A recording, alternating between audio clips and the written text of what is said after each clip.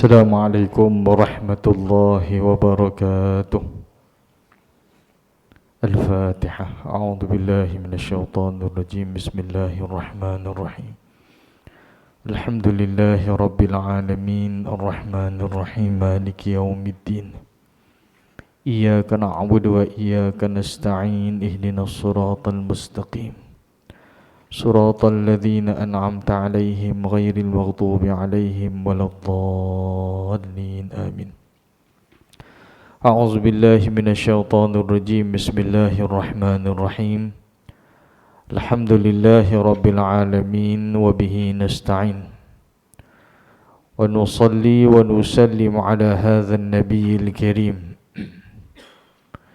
سيد المرسلين وعلى آله وصحبه ومن تبعهم بإحسان إلى يوم الدين.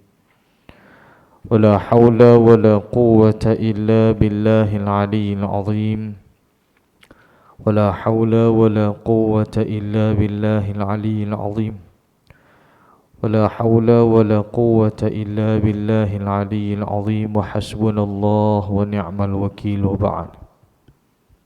أيها المؤمنون اتقوا الله أوصيكم وإياي بتقوى الله فقد فاز المتقون.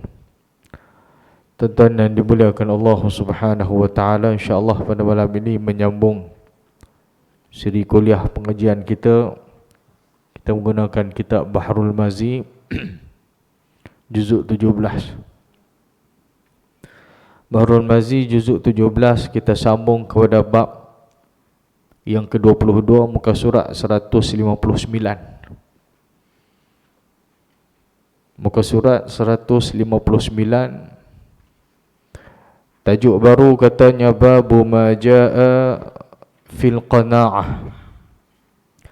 Bab yang telah datang ia pada menyatakan hadis yang membicarakan tidak tamak dan loba, bahkan rasa cukup pada apa yang ada. Jadi kita nak tengok beberapa hadis Nabi SAW yang membicarakan berkaitan dengan anjuran supaya kita tidak tamak, anjuran supaya kita tidak loba, bahkan rasa cukup dengan setiap pemberian Allah Subhanahu wa taala kepada kita, maka itu dinamakan sebagai al-qanaah, sifat al-qanaah. Hadis yang pertama yang diriwayatkan daripada satu orang sahabat Nabi sallallahu alaihi wasallam. An Hakim ibn Hizam qala Sa'altu Rasulullah sallallahu alaihi wasallam fa'a'tani thumma sa'altuhu fa'a'tani thumma sa'altuhu fa'a'tani thumma qala ya Hakim inna hadzal mala qadiratun hulwatun faman akhadhahu bisaqawati nafsin burika lahu fihi wa man akhadhahu biishrafi nafsin lam yubarak lahu fihi wa kana kalladhi ya'kulu wa la yashba' wal yadul 'ulya khairun minal yadis sufla. Faqala Hakim فقلت يا رسول الله والذي بعثك بالحق لا أرزأ أحدا بعدك شيئا حتى أفارق الدنيا. فكان أبو بكر يدعو حكيما إلى العطاء فيأبى أن يقبله ثم إن عمر دعاه ليعطيه فأبى أن يقبل منه شيئا. فقال عمر إني أشهدكم يا معشر المسلمين على حكيم أني أعرض عليه حقه من هذا الفيء فيأبى أن يأخذه. فلم يرزأ حكيم أحدا من الناس شيئا بعد رسول الله صلى الله عليه وسلم حتى توفيه. Daripada Hakim bin Hizam katanya, telah aku minta pada Rasulullah sallallahu alaihi wasallam, maka diberinya aku. Kemudian aku pinta lagi padanya, maka diberinya aku. Kemudian aku pinta lagi padanya, maka diberikannya aku. Kemudian sabdanya, hai hakim, bahwasanya ini harta hijau, hidup manis, maka siapa mengambilnya dengan menarik diri, diberkatkan baginya padanya.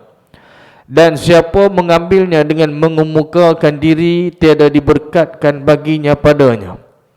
Dan adalah ia seperti yang makan ia tiada kenyang. Dan tangan di atas lebih baik daripada tangan di bawah. Maka kata hakim, maka kataku, ya Rasulullah, demi yang mengutuskan engkau dengan hak, tiada aku ambil dari seorang kemudian daripadamu sesuatu hingga aku tinggal akan dunia. Maka adalah Abu Bakar memanggil hakim kepada pemberian. Maka enggan ia bahawa menerimanya. Kemudian bahawasanya Umar memanggil akan dia supaya diberinya akan dia, maka dia enggan ia bahawa menerima daripadanya sesuatu. Maka kata Umar, bahwasanya aku menyaksikan kamu, hai sidang muslimin, atas hakim, bahwasanya aku tunjukkan atasnya akan haknya daripada ini faid. Maka enggan ia bahawa mengambilnya. Maka tiada mengambil hakim pada seorang daripada manusia sesuatu kemudian daripada Rasulullah sallallahu alaihi wasallam sampai mati ia. Baik, hadis yang pertama yang diriwayatkan daripada seorang sahabat Nabi sallallahu alaihi wasallam, namanya Hakim bin Hizam. Hakim bin Hizam ni suatu hari bila dia minta kepada Nabi sallallahu alaihi wasallam, dia minta sesuatu kepada Nabi, fa'atani, bila dia minta Nabi bagi. Dan kemudian dia minta kali kedua, thumma sa'altuhu fa'atani, aku minta lagi kali kedua, lalu baginda memberikan kepadaku. Kemudian kali ketiga, hakim minta lagi kepada Nabi sallallahu alaihi wasallam dan Nabi bagi. Nabi sallallahu alaihi wasallam pun memberikan kepadaku. Selepas 3 kali Hakim bin Hizam minta kepada Nabi, minta Nabi bagi, minta Nabi bagi, minta Nabi bagi. Kemudian Nabi sebut satu hadis. Nabi pesan kepada Sayyidina Hakim bin Hizam, kata Nabi, qala li ya Hakim, Nabi kata kepada Hakim, wahai Hakim, hai Hakim, inna hadzal mala khadiratun hulwatun. Wahai Hakim, sesungguhnya harta benda ini kelihatan, khadiratun ni makna hijau, kelihatan hijau, yakni indah. Kita tengok benda ataupun pemandangan yang hijau, kita nampak cantik, indah, khadiratun. Dan juga Nabi kata hulwatun, hijau dan juga manis. Daripada halawah, kita sebut halawah makna kemanisan, hulwatun manis. Nabi kata sesungguhnya harta benda ni kelihatan hijau, yakni indah dan juga manis. Siapa yang mengambil harta benda ini dengan cara yang baik, Nabi kata burika lahu, maka dia akan diberkati. Dan sesiapa yang mengambilnya dengan berlebihan, dia ambil dengan berlebihan, maka ia tidak akan diberkati. Kemudian Nabi datangkan kepada kita satu perumpamaan berkaitan dengan harta ini, wa kana allazi ya'kulu wa la yashba, seperti orang yang makan tapi tidak pernah kenyang. Dia makan tapi tak kenyang, makan tak kenyang-kenyang, makan tak kenyang. Dan kemudian Nabi sebut wal yadul ulya khairun minal yadi sufla, dan tangan yang berada di atas, yakni tangan yang memberi, lebih baik daripada tangan yang berada di bawah. Orang meminta tangan daripada bawah, orang yang memberi tangan daripada atas. Kalau memberi daripada bawah, itu rasuah, kan? Rasuah orang bagi bawah meja, itu rasuah.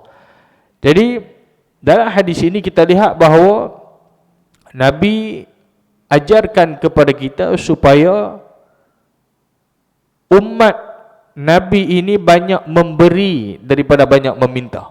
Agama suruh kita banyak memberi, banyak memberi daripada banyak meminta. Baik, itu hadis yang pertama. Hadis yang kedua daripada Abdurrahman bin Auf, qala ubtulina ma'a Rasulillah sallallahu alaihi wasallam bid-dharra'i fasabarna thumma btulina bis-sarra'i ba'dahu falam nasbir. Kata Abdurrahman bin Auf, dia kata, bala kami kena serta Rasulullah sallallahu alaihi wasallam. Makna sahabat, maka diuji oleh Allah Subhanahu wa taala, dan kemudian maka diuji dengan bid-dharra. Dharra ni makna dengan kesusahan. Maka diuji dengan kesusahan, fasabarna. Maka kata sahabat, kami sabar. Maka sabar kami. Diuji dengan Allahumma shalli alaihi dengan kesusahan, maka sabar. Thumma btulina bis-sarra'i ba'dahu falam nasbir. Kemudian kami diuji dengan kesenangan, kemudian daripadanya maka tiada sabar kami. Ini ujian kesenangan itu lebih dahsyat. Ujian kesenangan itu lebih dahsyat.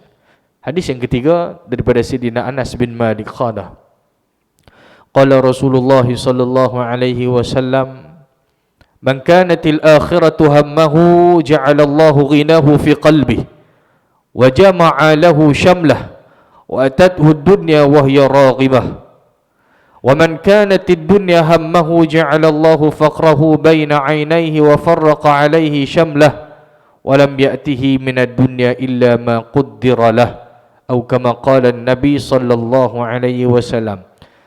Daripada Sayyidina Anas bin Malik, katanya telah bersabda Rasulullah sallallahu alaihi wasallam, siapa ada akhirnya itu pedulinya dijadikan Allah kayanya dalam hatinya dan menghimpun baginya segala kerjanya, dan datang akan dia oleh dunia padahal ia terpaksa, dan siapa adalah dunianya kuat pedulinya, dijadikan Allah fakirnya antara dua matanya, dan diselerakan atasnya segala kerjanya, dan tiada didatang akan dia daripada dunia melainkan barang yang ditakdirkan baginya. An Abi Hurairah 'anil Nabi sallallahu alaihi wasallam qala inna Allah ta'ala yaqul ya ibna Adam tafarraq li ibadati amla sadraka ghinan wa asudda faqrak wa illa taf'al mala'atu yadaka syughla wa lam asudda faqrak. Daripada Abi Hurairah radhiyallahu ta'ala anhu, Nabi sallallahu alaihi wasallam bersabda, ia bahwasanya Allah Ta'ala berfirman. Maksudnya ini adalah hadis qudusi. Hadis qudusi.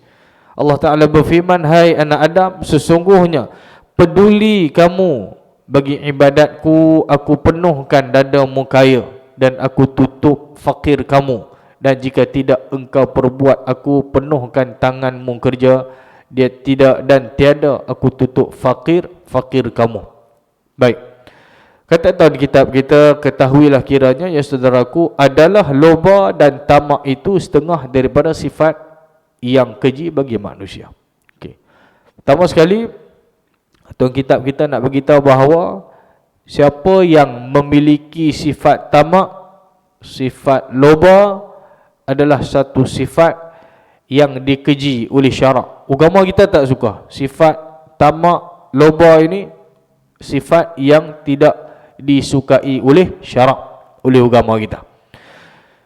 Jadi kita tanya diri kita, tuan ada tak sifat ni? Sifat tamak dan loba. Ada tak sifat ini dalam diri kita? Saya tak mau tahu jawapan, tuan tanya, tuan jawab sendiri. Ada tak sifat ini dalam diri kita? Dan lawannya itu tidak loba dan tamak, maka ialah setengah daripada sifat yang terpuji pada syarak. Yakni kalau kita tidak ada sifat loba, kita tidak ada sifat tamak, yakni sifat ni disebutkan di awal tadi, sifat qanaah, kita rasa cukup dengan setiap pemberian anugerah Allah Subhanahu wa taala kepada kita, maka itu disebut sebagai al-qanaah. Dan kata para ulama, al-hayatu tayyibatu al-qanaah. Kehidupan yang baik itu adalah qanaah. Qanaah maknanya kita mendapat kehidupan yang baik.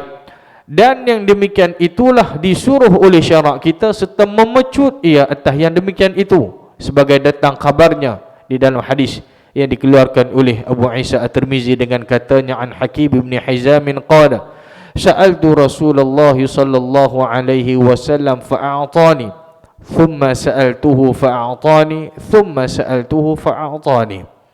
Diriwayatkan daripada seorang sahabat bagi Nabi sallallahu alaihi wasallam namanya Hakim bin Hizam radhiyallahu taala anhu katanya, telah aku pinta kepada Rasulullah sallallahu alaihi wasallam akan harta-harta yang berikannya pada sekalian orang.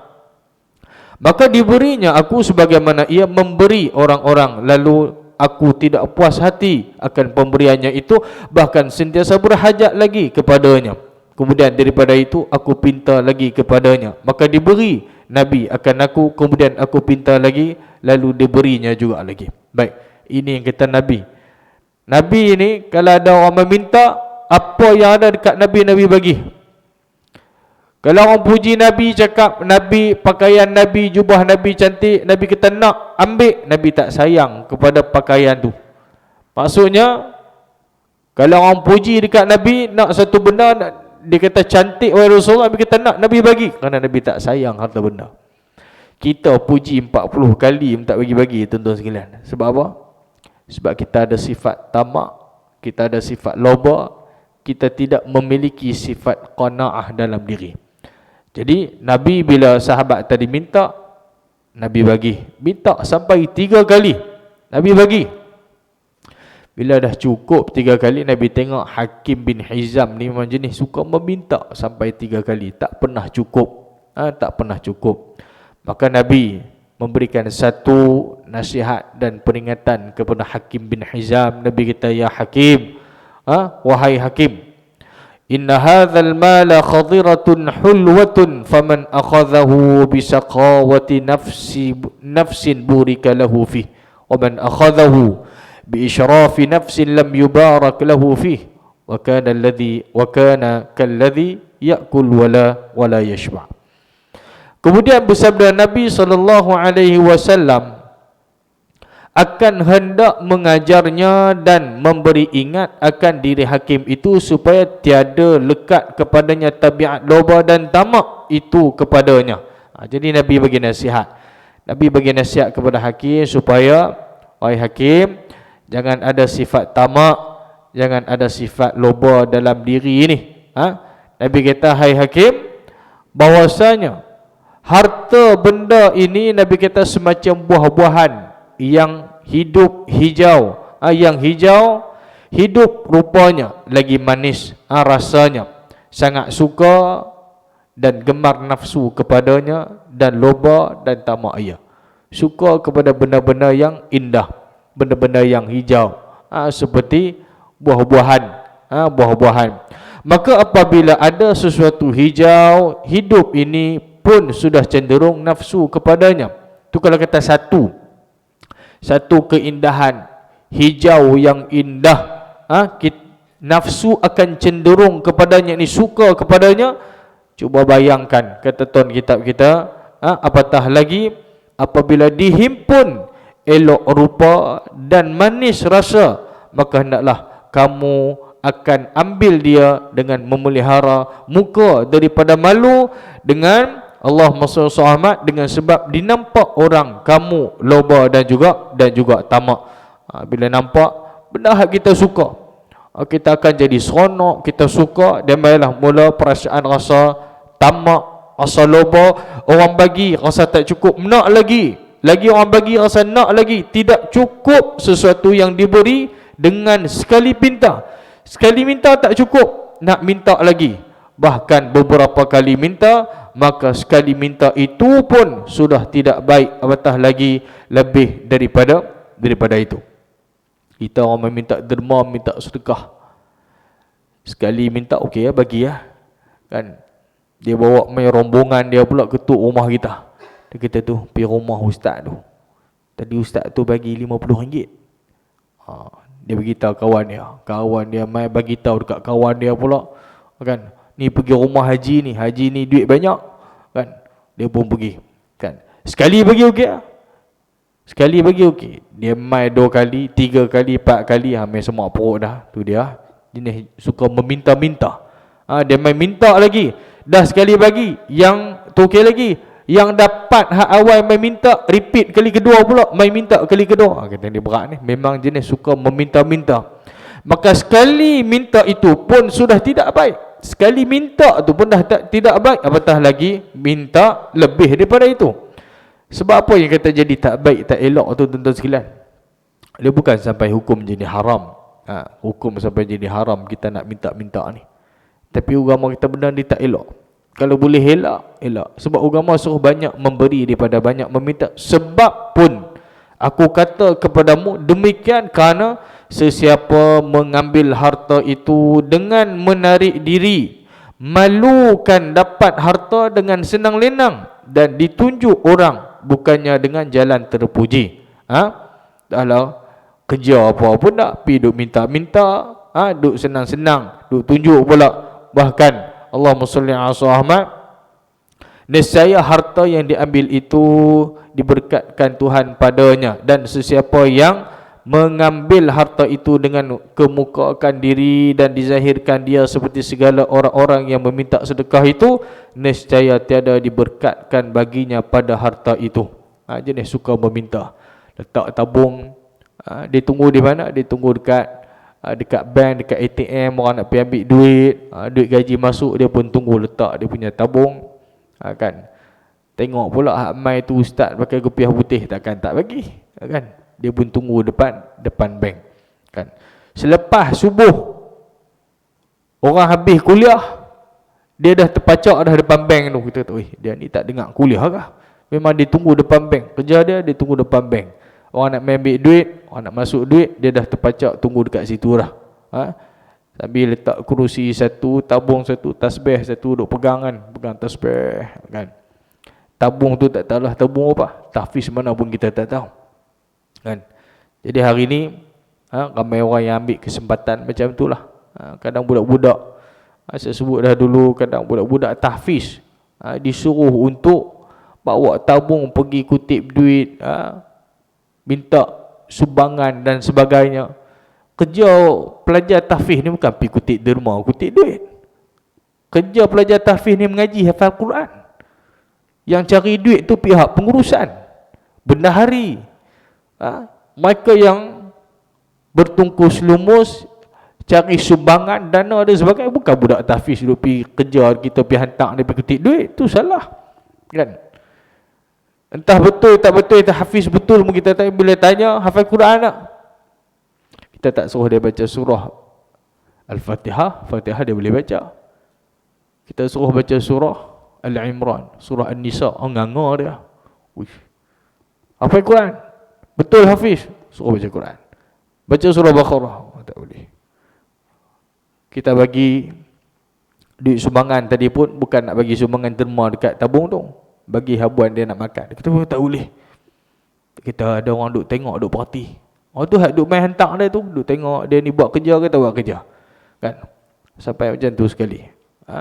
Budak-budak hafiz, orang yang hafal Quran ni, anak-anak ni, mereka yang menjadi mangsa, jadi jangan sampai kita selalu duk meminta-minta. Kadang kita duk makan, ada orang minta jual tisu, kan? Dia jual tisu, dia jual apa lagi, macam-macam lah. Dia jual tasbih, dia jual apa lagi. Kita tengah duk makan, kadang 2-3 kali dia main dekat kita. Dia pun kata lah hati, 3 kali main dah tak bagi sumbangan langsung ni, kedekut betul dia ni, kan?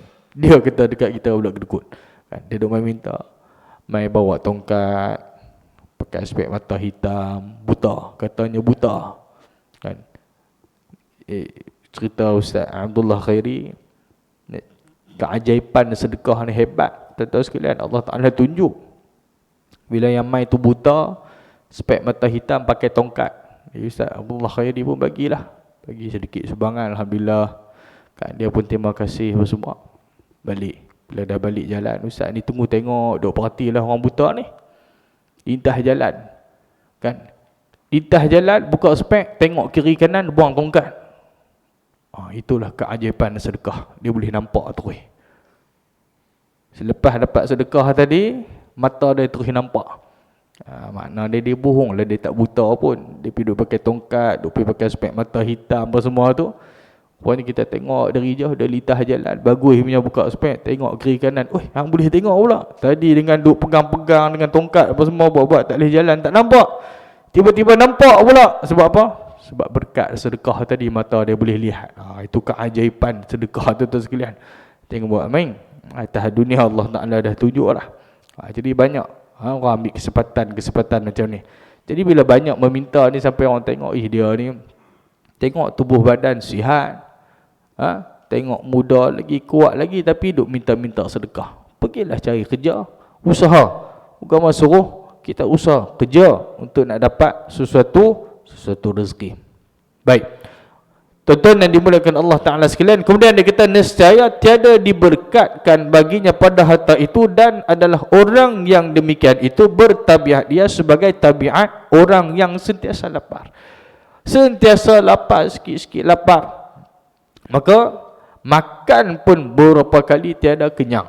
Jadi jenis orang suka makan, lapar makan tapi tak kenyang-kenyang. Kita pun masalah juga, jenis makan banyak tapi tak pernah kenyang. Dah sampai bila nak kenyang? Nak tunggu makan banyak, mana nak kenyang, kan? Itulah perumpamaan yang disebutkan oleh Nabi SAW. Makan kalladhi wa kana kalladhi ya'kul wa la yashba'. Seperti orang yang makan tapi tak pernah kenyang. Ini sifat loba tadi. Dan sabda Nabi SAW, wal yadul ulya khairum minal yadis sufla.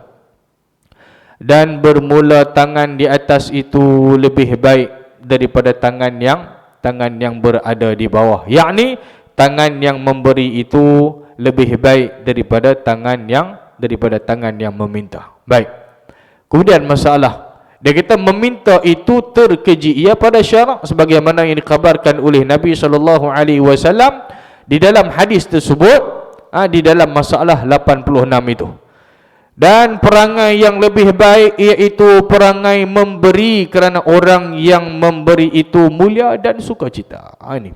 Jadi semua kita tahu, benda yang agama suka, perangai yang agama suka ialah perangai sikap orang yang selalu memberi. Sikap dia selalu memberi. Dia memberi ni tuan-tuan sekalian.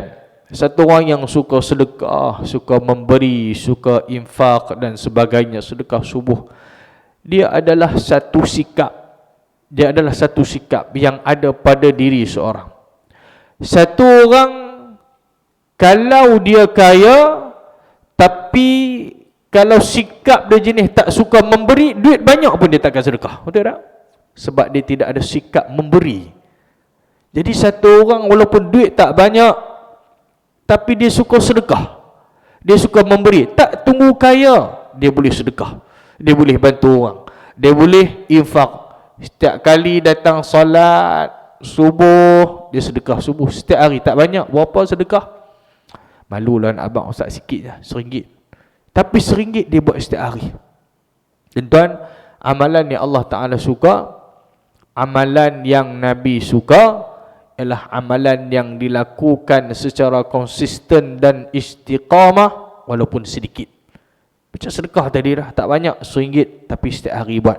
Quran, tak mampu baca satu juzuk setiap hari, satu muka surat, kan? Satu muka surat baca. Yang penting sikit itu kita dapat istiqamah, kita dapat buat secara terus menerus, dan itulah amalan yang paling disukai oleh Allah Subhanahu wa taala, amalan yang disukai oleh baginda Nabi sallallahu alaihi wasallam. Jadi siapa yang memiliki sifat ini, sifat yang suka memberi, perangai suka memberi, itu satu perangai yang mulia, yang disukai oleh agama. Dan yang terkeji itu iaitulah meminta. Kalau memberi, dia terpuji, dia termasuk sifat yang terpuji, yang agama suka. Bahkan agama suruh kita untuk banyak memberi. Dan jika ada sifat suka meminta, ia adalah sifat yang terkeji. Kerana apa?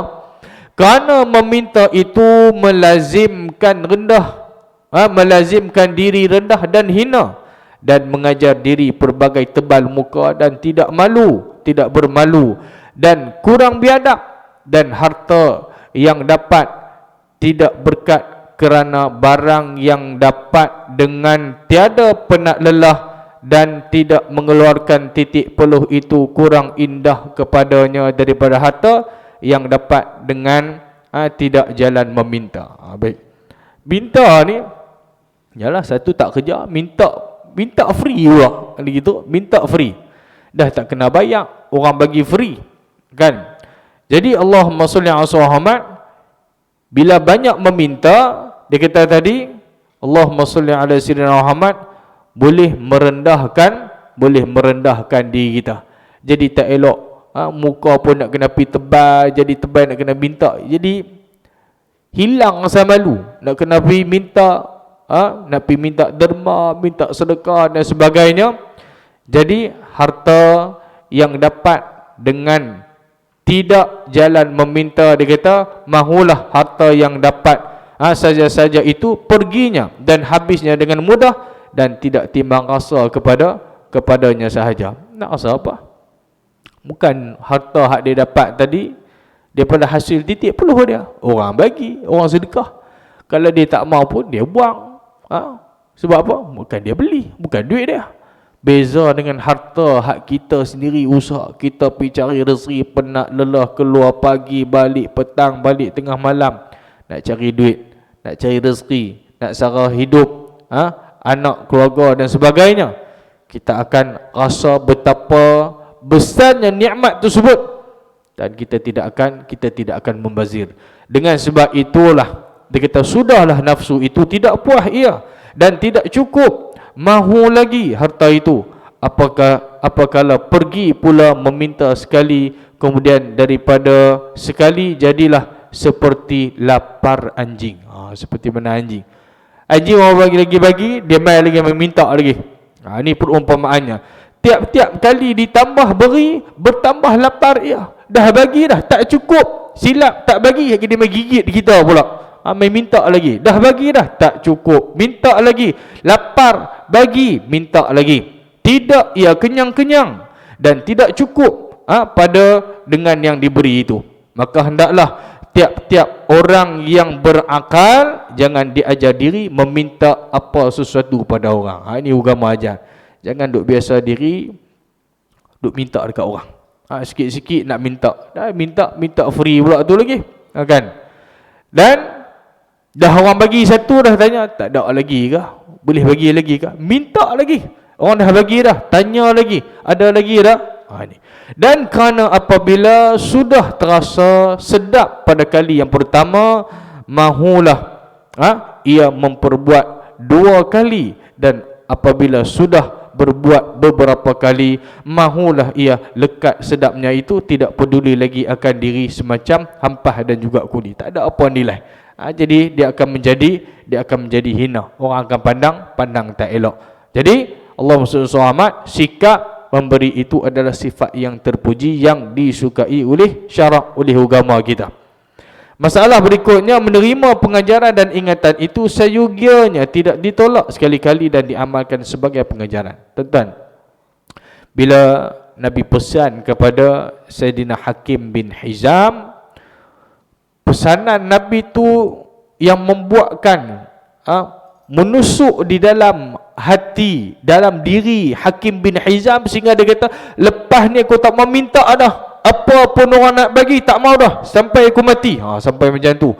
Punyalah dia terkesan dengan nasihat dan sabda Nabi sallallahu alaihi wasallam. Ikutlah seperti yang tersebut pada sepotong hadis akan datang ini. Faqala Hakim, faqultu ya Rasulullah wallazi ba'athaka bil haqq la arza'u ahadan ba'daka syai'an hatta ufariqa dunya. Kata Hazim, apabila didengar oleh Hakim akan pengajaran Nabi SAW seperti yang di atas tadi, maka berkata Hakim pada Nabi, kataku, ya Rasulullah, demi Tuhan yang membangkitkan engkau menjadi pesuruh Allah, tiada hamba kata sedikit dan tidak hamba minta tambah apa beri orang akan seorang sesuatu kemudian daripada Tuhan hamba hingga hamba meninggal dunia ini. Dia dah bagi tahu dekat Nabi, Apa benda pun nak jadi, lepas ni kalau ada siapa orang nak ambil bagi apa semua, dia tak mau dah, dia tak mau ambil, dia tak mau minta dah pada siapa-siapa, sehinggalah dia mati. Dia berpisah dengan dunia, ini meninggal dunia. Baik. Sebab pun hakim berkata demikian itu kerana apa? Kerana telah berbekah pengajaran Nabi itu di dalam jantung hatinya. Nampak tak? Yang kata sabda Nabi ini, apa hak Nabi beri nasihat kepada sahabat, masuk dalam hati dia, kena kepada dia, dan terus insaf terus tuan-tuan sekalian, dan kuat percayanya kepada Nabi SAW, dan sangat menerima pada akal apa yang diajar Nabi itu elok dan bagus, manis, lazat bagi orang yang beriman dan orang yang bahagia. Kata rawi, fakana Abu Bakrin yad'u hakiman ila al-'ata fa ya'ba ay yaqbalahu. Maka adalah Sayyidina Abu Bakar As-Siddiq radhiyallahu taala anhu pada masa ia di atas kerusi khalifah Rasulullah sallallahu alaihi wasallam, dipanggilnya akan Hakim bin Hizam supaya diberinya harta faid daripada Baitul Mal. Maka dengan ia menerimanya kerana takut jadi biasa demikian, maka jadi melampau dirinya disebabkan dengan sebabnya kepada barang yang bukan kehendaknya, dengan kerana itu diceraikannya dirinya daripada perbuatan itu. Maknanya Sayyidina Umar, waktu zaman Sayyidina Umar panggil hakim nak beri satu pemberian, faya aba ayyaqbalahu. Hakim bin Hizam ni dia enggan menerima pemberian yang diberikan oleh Sayyidina Umar. Thumma inna Umar da'ahu li'atiyahu fa aba ayyaqbala minhu syai'a. Dan kemudian daripada itu bahwasanya Sayyidina Umar bin Al-Khattab pula masa di atas kerusi khalifahnya dipanggilnya akan dia supaya diberikannya daripadanya harta faid itu, kira-kira mustahaknya, maka enggan juga ia menerima daripada sesuatu. Sama juga Sayyidina Umar panggil lagi nak beri satu pemberian, dia pun enggan untuk menerima pemberian daripada Sayyidina Umar. Akhirnya kata Sayyidina Umar, faqala Umar, inni ushhidukum ya ma'syaral muslimin ala hakimin anni a'ridu alaihi haqqahu min hadzal fai'i fayaba ay ya'khudhah. Maka apabila dilihat oleh Sayyidina Umar akan hakim tak mahu menerima itu, ia pun lalu berkata kepada sidang yang hadir di hadapannya bahwasanya, aku, hai sidang muslimin, naik saksi aku pada sekalian kamu atas Hakim bin Hizam bahawa aku tunjukkan atasnya akan haknya daripada ini faid, maka enggan ia mengambilnya, yakni aku jadikan sekalian kamu saksinya akan hakim itu tidak mahu menerima haknya, maka lepas ia daripada batang leherku. Jadi Sayyidina Umar bagi tahu dah, bila dia nak bagi satu benda, satu pemberian kepada Allahumma salli ala Muhammad, kepada Sayyidina Hakim bin Hizam, dia tetap enggan untuk menerima pemberian itu, sehinggalah dalam hadis sebut, sehinggalah dia meninggal, sehinggalah dia mati bertemu dengan Allah Subhanahu wa taala dalam keadaan dia tidak menerima apa-apa pemberian. Baik, tuan-tuan yang dimuliakan Allah Subhanahu wa taala, jadi insya-Allah saya kira setakat itu saja pada malam ini. Kita akan sambung pada siri kuliah akan datang. Kita akan tengok pula pada masalah yang berikutnya berkaitan dengan harta dalam Baitul Mal itu bolehlah orang-orang rakyat ambil. Kita akan sebut nanti apa yang dimaksudkan dengan harta Baitul Mal, dan juga kita akan tengok masalah berkaitan dengan minta sedekah itu tidakkah harus ia. Ini perbincangan yang akan kita sebut, yang akan kita bincangkan pada siri kuliah akan datang. Mudah-mudahan sikit sebanyak apa yang kita kongsikan pada malam ini ada manfaat dan kebaikan untuk kita bersama, insya-Allah. Mudah-mudahan Allah Subhanahu wa taala sentiasa merahmati kita, mengampuni dosa-dosa kita semua, dan memasukkan kita ke dalam syurga-Nya nanti, insya-Allah taala. Yang baik daripada Allah Subhanahu wa taala. Mohon maaf salah silap kasar bahasa, segala kelemahan dan kekurangan daripada diri saya sendiri. Aqulu qawli hadza wa astaghfirullahal azim li wa lakum. Assalamualaikum warahmatullahi wabarakatuh. Bismillahirrahmanirrahim. Alhamdulillahi rabbil alamin wa bihi nasta'in. Allahumma faqihna fid din wa 'allimna ta'wil wahdina ila siratikal mustaqim. Rabbana atina fid dunya hasanah wa fil akhirati hasanatan wa qina 'adzaban nar. Wa sallallahu ala sayyidina Muhammadin wa ala alihi wa sahbihi wasallam. Walhamdulillahi rabbil alamin. Taqabbalallahu minkum.